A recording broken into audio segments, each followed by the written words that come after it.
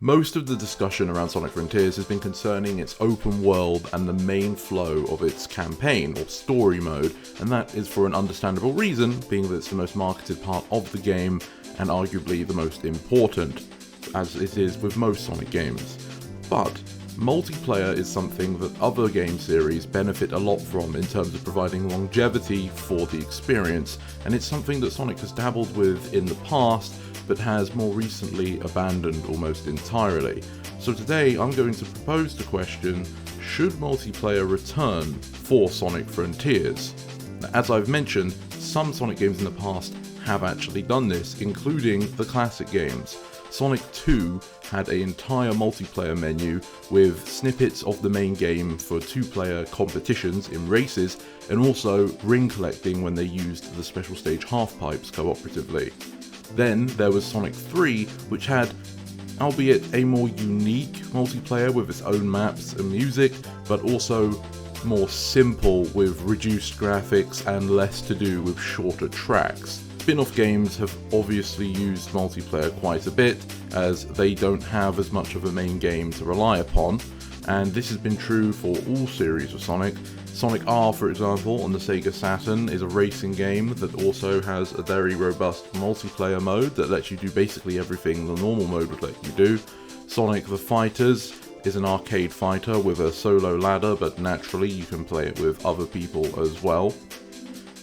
The 3D Sonic games have had a couple multiplayer interactions too. Sonic Adventure, the first attempt, didn't bother with it, as they were probably more worried about establishing the core 3D gameplay, but its sequel, Sonic Adventure 2, featured a very robust multiplayer mode, and then in its re-release Sonic Adventure 2 Battle, this was expanded even further, to the point where this is still the biggest multiplayer experience in any Sonic game to this date.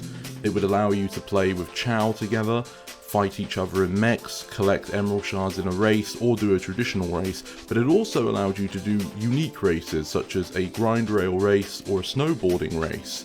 This provides a lot of content for those seeking multiplayer. Of course, it did lack multiplayer online at the time of its release, and the re-release still lacks such a feature as well.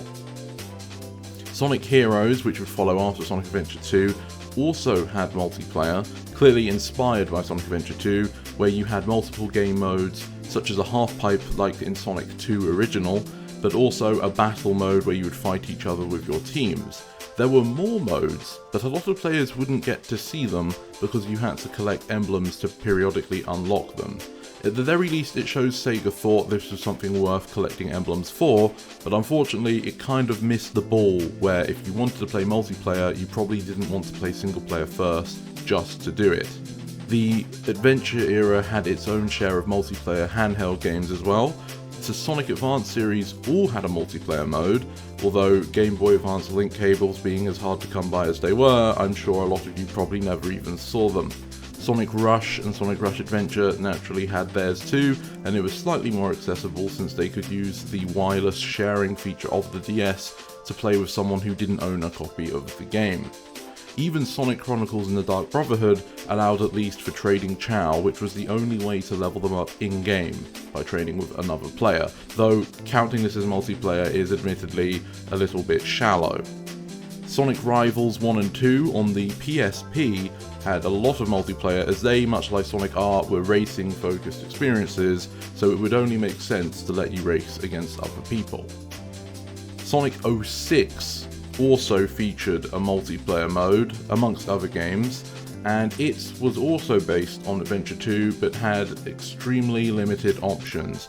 You could play a couple of the levels with Sonic, Shadow or Silver, and it was simply a race to the end, but there were no real changes made to accommodate for multiplayer, which meant, for example, if you played as Silver and your friend played as Shadow, you could just hit him with Psychokinesis and he'll be unable to play for the entire game.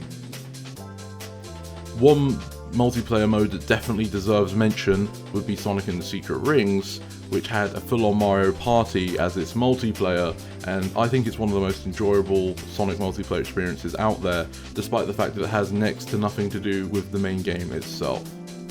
All of that is to say though, that Sonic has dabbled in this quite a few times, but in the recent years, he hasn't bothered with a multiplayer game for quite a while. The perks of a multiplayer are that you can keep the game fresh by playing with friends, as most games can become more exciting when you're playing with other people, but it also gives you just another option, another way to play if you want to break with the main experience, but you're not quite done with the main game. The downside to this though is it's naturally going to take a degree of development resources depending on how big you want the multiplayer to be, and since it is ultimately only a side mode, if you only put a little bit of effort into it, it probably wouldn't be worth including and it would still have a negative impact on the main game. So you would have to make an extensive effort towards it, which would still impact the main game. And considering the struggle of recent Sonic games to perform well at all, it's probably no surprise that we haven't seen multiplayer in quite some time. Alas though, for Sonic Frontiers, a new interesting idea for multiplayer has been wished by a couple people, being the ability to play the main game cooperatively together at once instead of a separate multiplayer mode. Since it's an open world experience, being able to travel it together with a friend does sound nice, but from a technological standpoint, I'm sure this would have no ends of troubles for the development team to get to work properly. Halo Infinite, for example, is a recent open world game, and they have had problems implementing a split screen or even online multiplayer to the point where about 8 months after release they're only just being able to put it out to the public, and it still has the limitation of players needing to be next to each other instead of separating. So for Sonic Frontiers, I think that's basically next to impossible to see it happen. However, that's just the assessment. Whether you think it can benefit from a traditional multiplayer would be an entirely separate matter.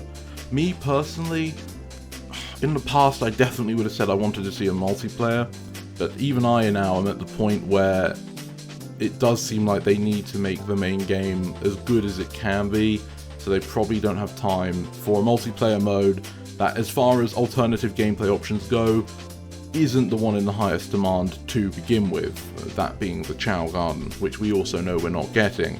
So I would just expect a very good single player experience to make up for the fact that they're not going to be offering anything else. However, that's just my opinion. What about yours? Please let me know in the comments below. There's a lot to consider, as I've demonstrated. If you have a good idea, please feel free to share it.